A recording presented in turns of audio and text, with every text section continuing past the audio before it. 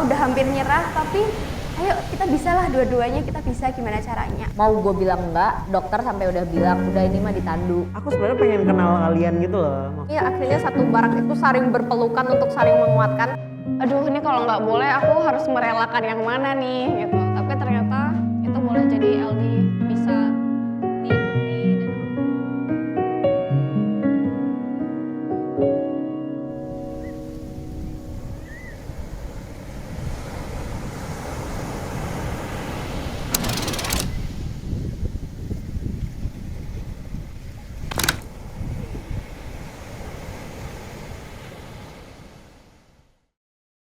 dan ambil gaji dan ngerjain proker, biasanya ngabisin waktu bareng Arjuna tuh yang favorit tuh ngapain sih? Paling seneng tuh kumpul ngopi bareng sama teman-teman Arjuna di kafe. Wah, itu paling asik sih karena kita bisa bonding di situ, kita seru-seruan di situ, asik banget. Kalau setiap ambil gaji mungkin enggak ya, tapi beberapa kali kejadian kita setelah ambil gaji kita main yuk, jalan gitu, nongkrong gitu. Beberapa kali ada sih itu. Waktu itu pernah ikut sekali setelah gajian nongkrong di sebelah hostel di, saya lupa namanya, di Bento. Itu yang ngobrol-ngobrol, sharing tentang waktu itu pasca kita selesai program karakter building. Jadi kita sharing-sharing di situ terkait karakter building, yang batch berapa cerita tentang batchnya, ada yang batch 5 yang cerita tentang kehujanan. Bisa dibilang sering ikut nongki-nongki setelah gajian. Aku lumayan sering sih ikut kumpul setelah gajian.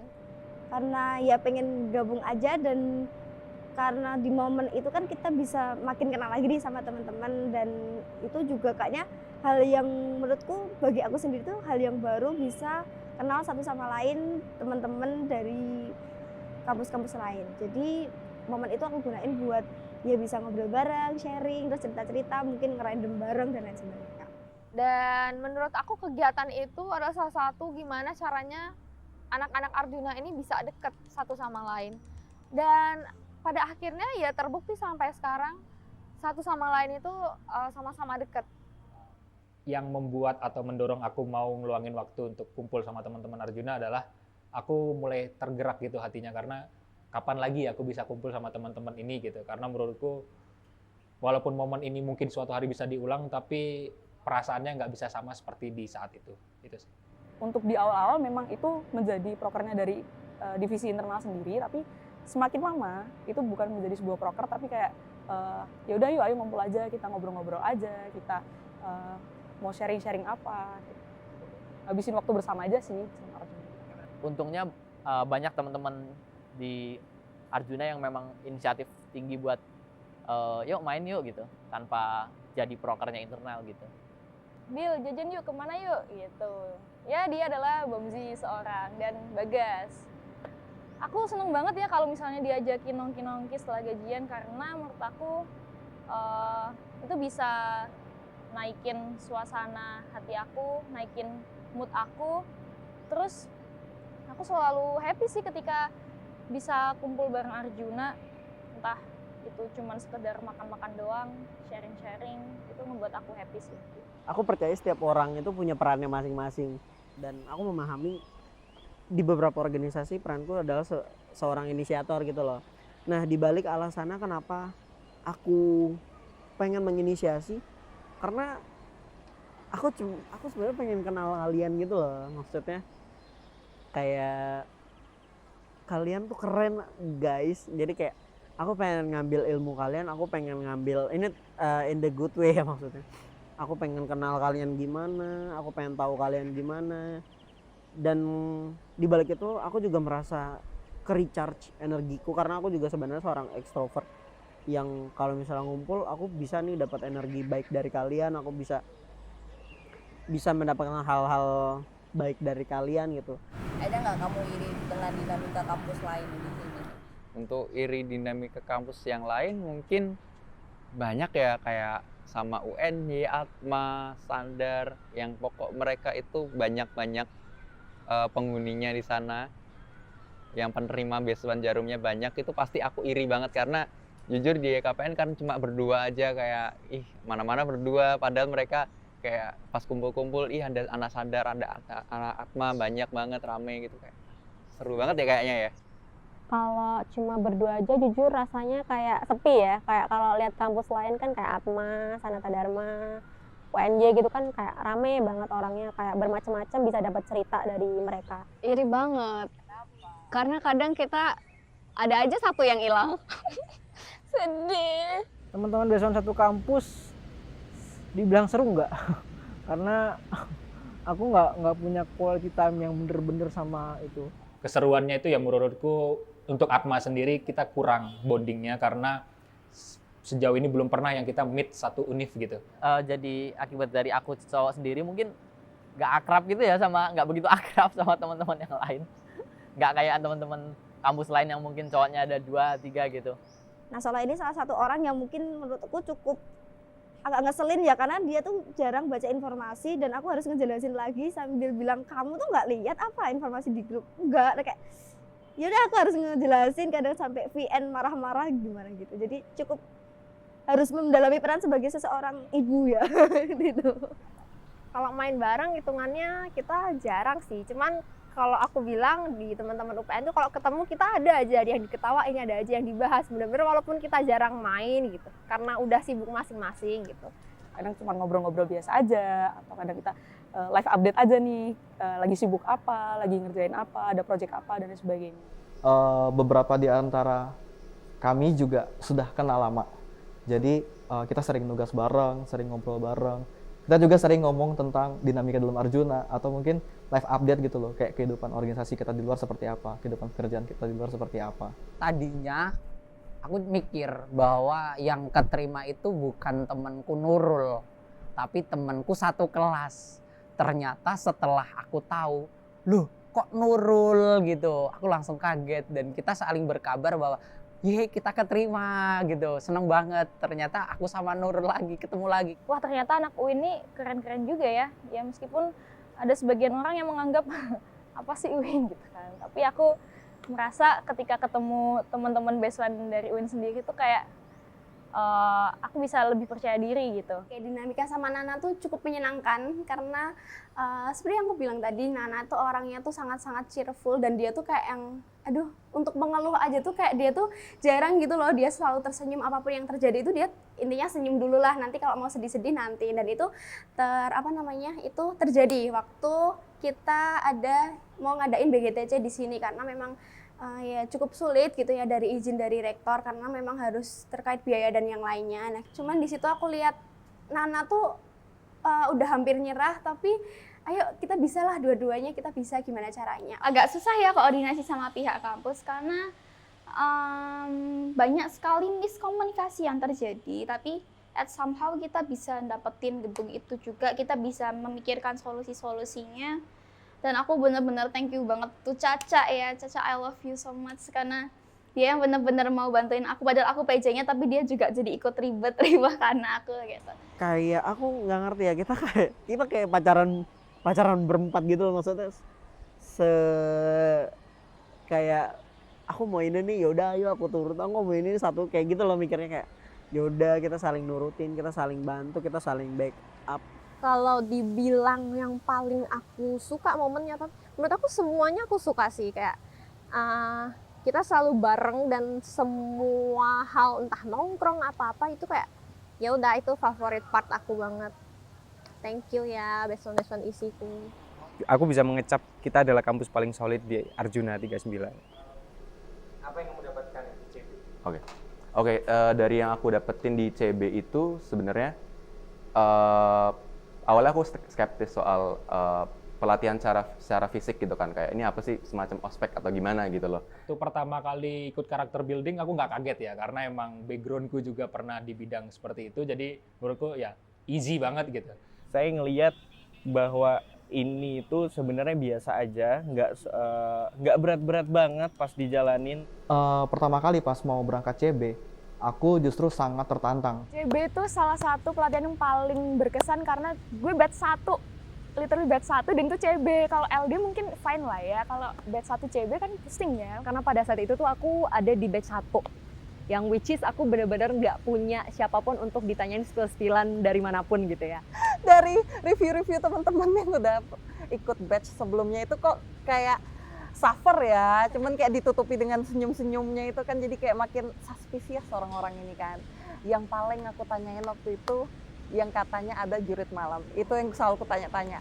Aku tanya ke Sesio, aku tanya ke Bagus waktu itu kan, mereka pasti bilang nggak apa-apa kok, nggak serem gini gitu kan. Tapi jujur waktu itu takut beneran. Aku dari dulu tuh bener-bener takut banget kegiatan jurit malam karena apa ya, aku takut gelap, aku takut bising, dan di posisi itu aku dapat tempat tidur benar-benar di pojok dekat WC, dan itu menurut aku serem banget. Dan FYI di saat itu sepanjang malam aku selalu pegangan tangan tiap tidur. Aku tuh di minggu sebelum berangkat tuh aku tuh kayak nggak sesiap itu untuk bergerak badanku. Akhirnya aku tiba-tiba aku lari di JEC. Aku beneran kayak aku kayaknya harus lari deh minimal 1 kali biar aku nggak kaget. Dan ternyata sampai sana nggak hanya fisikku tapi mentalku sangat tercabi-cabi. Dan aku menyesal kenapa aku cuma lari 1 kali. Aku tuh pernah saking speechlessnya aku diem nggak memproses apa-apa gitu. Saat yang lain tuh udah lari aku kayak kalian kenapa lari gitu, terus dimarahin dong. Jelas karena otakku nggak bisa memproses itu gitu loh. Terus juga waktu apa sih yang ini double rope ya?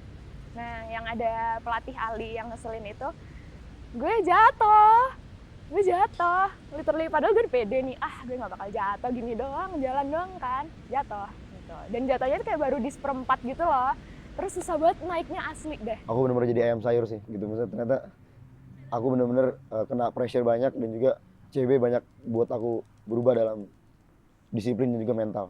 Dari aku yang strict parent banget nih, untuk bisa ikut CB tuh harus jelasin secara rinci nih kita kegiatannya di sana kayak gimana dan impactnya kalau misalnya kita tidak ikut seperti apa. Di situ aku harus bisa bernegosiasi dengan orang tuaku gimana caranya aku tuh bisa izin nih keluar kota dengan jangka waktu sekian. Ketika CB pun sebenarnya itu adalah momen-momen yang sulit ya, karena itu adalah hamin seminggu aku proker BEM, di mana di proker BEM itu proker internasional dan aku jadi ketua pelaksananya. Plus itu adalah H+ seminggu setelah aku syuting, di mana film itu adalah aku sutradaranya. Sampai ada di saat gue beneran drop. Gue waktu itu ada di posisi mati rasa 1 badan. Terus badan gue menggigil, bibir gue biru. Sampai salah satu pelatih itu nanya, kamu mau ditandu nggak gitu kan? Gue sebenarnya bilang nggak karena ya gue merasa masih bisa jalan. Cuman badan gue waktu itu 1 badan gemeter banget, jadi mau gue bilang nggak, dokter sampai udah bilang udah ini mah ditandu. Jadi gue turun dari trap atas sampai tenda, sampai barak tuh udah posisi gemeter, itu ditandu 4 orang. Sampai di tenda gue bener-bener yang kayaknya ada deh 4 sleeping bag di atas gue karena kedinginan banget. Terus dicek tensi segala dan lain-lain, itu emang udah separah itu kondisinya. Jadi tuh pas di barak tuh siang-siang terus ngerasa capek. Habis itu Yori awalnya ngomong kayak, guys kalian tuh capek nggak sih gitu kan. Nah terus abis itu aku yang awalnya ngerasa untuk nggak ngeluarin unek-unek aku gitu, terus pas Yori nanya kayak gitu aku ngerasa kayaknya aku harus ngeluarin deh. Terus akhirnya aku kayak nangis kayak Yori aku capek banget. Terus kayak kita datang juga kayak yang wah ini kenapa nih. Terus kayak kami akhirnya satu barak itu saling berpelukan untuk saling menguatkan. Itu menurutku kesan yang sangat-sangat merekat banget di aku sampai sekarang sih. Hal yang mungkin mengesankan itu di Api Unggun. Itu benar-benar sebelum kita buang kertas ke Api Unggun itu ada benar-benar pendalaman saya di masa lalu. Karena mau nggak mau lingkungan terdekat itu bakal mempengaruhi kehidupan kita ke depannya. Speechless, nangis. Karena ini impian masa kecil saya. Ketika saya dulu cuma lihat di iklan TV, sedangkan saya bisa masuk menjadi salah satu bersama orang-orang hebat di Biswa Jarum, itu suatu kebanggaan bagi saya, pride tersendiri. Di tengah banyaknya surprise itu aku bersyukur banget ketemu teman-teman dari hampir seluruh Indonesia, dan juga lebih bersyukur lagi aku dapat regu, yaitu regu 2 yang super duper, orangnya keren-keren, baik-baik, solid, ya semuanya ada lah di regu 2. Dari karakter building itu adalah how to survive sih. Jadi di mana di sana tuh kita udah dipaksa untuk makan apa aja yang harus kita makan, terus kita diajarkan untuk menghargai waktu sih lebih tepatnya dan saling memahami sesama. Di karakter building sendiri aku nih kayak menemukan diriku yang sesungguhnya gitu kan. Ternyata aku nih lebih dari apa yang aku pikir kayak gitu. Aku yang awalnya nggak bisa jadi bisa, aku yang nggak berani jadi berani. Aku bener-bener dicobai apakah aku tuh bener-bener kuat atau enggak, tapi ternyata tuh aku nggak akan tahu hasilnya kalau aku nggak mencoba sampai akhir. Dan itu sih yang aku dapat dari karakter building tuh, coba sampai titik darah keringat penghabisanmu semua baru kamu tahu batasmu kayak gini. Dan satu kalimat yang benar-benar masih membekas aku adalah mereka bilang gini kayak, kita udah bantu kamu, Mawi, kamu harus bantu dirimu sendiri. Itu rasanya kayak, oh ternyata sesuatu yang kita takutin itu nggak bakal bisa kita lewatin kalau kita terus menghindar gitu. CB itu sebenarnya emang satu kata kayak serem gitu ya, tapi kayak worth it aja gara-gara emang value-nya tuh masih berasa sih sampai buat aku sampai sekarang gitu.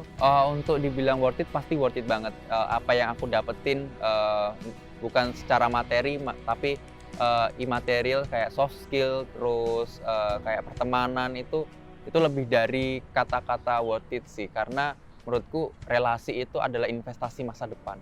Di hari terakhir simulasi itu kan aku dapat di bagian yang membuatku cukup terlihat banyak lumpur. Nah pas itu justru malah jadi momen kesempatan buat tim media dari Jarum buat mewawancarai aku, karena di antara teman-teman lain tuh aku yang kelihatan paling kotor. Terus habis itu aku diwawancara deh dan debut di IG-nya Jarum. CB itu fantastik sih. Duar. Gila. Gokil sih. Keren. Memorable. Kalau disuruh ngulang CB mau nggak? Aku mau. Mau, asalkan nggak ada di bom sama nggak ada dibangunin tengah malam sih, aku mau sih. Kalau misalnya ada yang lain, aku milih yang lain. Mau. Yang penting ada kamu. Iya. Ceritain dong momen paling berkesan selama mengikuti LD lagi-lagi ada di masa sulitku juga di kampus ya. Ini waktu itu aku harus hiatus juga dari kepengurusan di BEM-ku selama 1 bulan karena sakit. Bertabrakan dengan orientasi di Thailand, itu aku benar-benar harus izin dulu apakah aku boleh telat. Jadi itu benar-benar, aduh ini kalau nggak boleh aku harus merelakan yang mana nih. Jujur aku lebih jauh-jauh menikmati LD sih daripada CB. LD menurutku wow banget sih, karena dari fasilitas nggak main-main juga sih. Jarum ngasih fasilitas ke kita. Terus di hotel juga AC, dingin, enak, tidur nyaman. Hotel bintang 5, makan selalu tersedia, tepat waktu. Kita sebagai anak kos itu kayak perbaikan gizi di sana gitu kan. Aku ya udah nggak apa-apa, aku mending dipaksa kayak yaudah begadang nggak tidur atau apa. Walaupun itu pertama kali ya, aku tuh bener-bener begadang yang kayak tidur cuma 45 menit tuh kayak baru pertama kali, tapi experience itu sangat berharga. Aku tuh sempat berpikir apa aku tulis asal-asalan aja ya esai ini ya gitu. Karena aku udah capek, kelompokku tuh udah selesai latihan, itu tuh jam 4 pagi. Dan di situ aku udah nyerah untuk nulis esai, kayak apa gue nulis sembarangan aja ini esai, udah gue mau tidur, besok gue presentasi gitu. Dan aku kumpul esainya dan puji Tuhan itu is work, I get the best writer di batch aku. Kalau teman-teman yang satu kelompok itu pinter-pinter banget. Aku merasa diri aku paling hebat saat itu ya. Tapi begitu sudah ke LD, ternyata aku yang paling jelek di situ. Di situ aku tahu kalau kita punya kelebihan masing-masing dan aku nggak boleh minder gitu. Jadi kita pasti punya alasan kenapa sih Jarum itu milih kita jadi awardee-nya. Momen paling berkesan ketika nyusun LD adalah ketika menyusun presentasi sih. Kenapa menyusun presentasi? Karena di situ benar-benar kita harus dalam tanda kutip mengerti dan mau berkorban untuk kayak, oh ya kayaknya ide dia lebih bagus deh. Oh kayaknya ide dia lebih masuk deh. Ide dia lebih cocok untuk dipresentasikan nanti. Dan yang paling berkesan adalah pastinya ketika terjun ke masyarakat sih, untuk kayak wawancara dan melakukan ya tugas-tugas ya. Kayak kita ngeburu deadline, ngerjain bareng di kamar, huru-haranya, teriak-teriakannya, terus sama panitia-panitia, ini udah hamin 1 menit, 2 menit. Itu seru banget. Sejak sarapan sampai masuk ke ruangan, aku bercanda sama Sadam. Kalau Sadam yang bakal maju pertama, Dam, kelompokku pertama, Dam. Pertama. Terus pas pengundian, ternyata yang keambil kelompok Samudra Pasai yang adalah kelompokku. Itu aku tanpa persiapan, posisinya lagi aku benar-benar lagi ngeluarin kertas, ngeluarin bolpen, baru mau nulis poin apa yang bakal aku omongin di depan. Karena itu aku baru selesai nulis esai, belum nyiapin buat majunya. Karena di awal tuh sempat ditawarin sama Kak Anggi, ada yang mau maju duluan nggak? Dan kelompokku tuh udah angkat tangan, cuman kata Kak Anggi, oh nggak bisa, untuk sesi kali ini kita harus melalui undian. Dan undian itu ternyata kelompok kami dapat di urutan terakhir. Jujur presentasiku cuman dapat 5 detik atau 10 detik doang. Jadi di situ aku memang benar-benar nggak bisa action untuk mau menerangkan bahwa ini loh gitu. Jadi aku memang benar-benar nggak dapat kesempatan untuk di situ. Ngerokok bareng sama pembina kayak gitu kayak ini adalah hal yang kayak mungkin nggak semua besuan kayak berani melakukan itu, kayak cuman kayak kita ini kayak waktu itu aku Dava, Rehan gitu, Soleh juga kayak kita kayak nakal banget gitu loh dilihat. Jadi di ruang kaca itu diliatin besuan-besuan lain, kita lagi sebat sama pembina itu kayak jadi omongan di batch-batch lainnya akhirnya gitu. Ketika aku sama Miranda yang sebagai seseorang yang nggak bisa minum susu di pagi hari ya, itu dituntut untuk minum susu. Dan kita memilih untuk minum susu, akhirnya kita ya itu buang air besar pas ada kegiatan yang udah opening di hari itu. Jadi kita melewati acara itu, malah kita buang air besar bersama sebelahan di toilet yang berbeda begitu. Waktu itu sakit, diare. Padahal di LD itu asal kalian kayak ngerasa sayang banget nih pasti. Soalnya makanannya kan enak-enak, prasmanan, sedangkan aku udah diare, asam lambung, udah kayak penyakitan banget tuh bocah ya kan. Nah terus aku lemas berhari-hari sampai presentasi pun aku harus bolak-balik kamar mandi. Aku tuh kan pusing. Terus aku tuh balik dulu ke kamar, cuma mau rebahan bentar. Terus aku tuh bilang teman-teman kalau aku mau rebahan bentar ya, nanti telepon aja. Tapi aku tuh nggak sadar aku tuh ketiduran. Terus aku melewatkan momen berapa jam ya, aku tidur 2 jam. Kita sampai malam berisik ngomongin buat presentasi besok. Terus diketok, nggak diketok, di telepon sama CS-nya. Mas tolong jangan berisik. Itu lucu banget sih, karena kita di waktu itu kita mesen gacoan dan gosip-gosip banyak hal lah, ngomongin siapa, tapi kayak wow, itu sesuatu hal yang seru bercanda-bercandanya. Core value-nya banyak banget ketika LD, terutama dapat relasi dekat sama Mas Anggi. Ya walaupun awal deketnya cuma gara-gara fans MU, cuma makin kesini tuh makin kayak obrolannya tuh lebih deep talk. Jadi kadang aku sering curhat sama Mas Anggi juga bagaimana pengendalian diri. LD itu salah satu pelatihan terbaik yang pernah gue dapat dimanapun, nggak cuma di Jawa. Worth it banget. LD aku bener-bener, wah aku kayaknya kalau nggak ikut LD, aku nggak tahu nih aku akan mendapatkan ilmu ini dari mana lagi. Sebelum LD itu kalau misalnya kita atau misalnya aku itu ngomong di depan atau misalnya presentasi, ada seminar gitu tuh kayak masih malu-malu, masih deg-degan, kayak demam panggung gitu kan. Nah setelah masuk LD atau setelah keluar dari LD tuh kayak kita lebih percaya diri gitu. Jadi ngomong di depan itu lebih kayak gak ada beban, gak ada tanggung jawab gitu. Ada sih dalam public speaking terutama ya, karena biasanya aku presentasi juga ogah-ogahan gitu, tapi entah gimana setelah adanya LD ini aku bisa jadi lebih baik lagi kalau misalnya presentasi di kelas. Kadang juga misalnya ada teman yang kesusahan dalam public speaking atau apa, enggak ya terus aku kayak nggak bisa kamu gitu, enggak, tapi aku bantuin dia untuk bisa gimana caranya public speaking yang baik di depan kelas, jadi dia bisa presentasi dengan baik juga.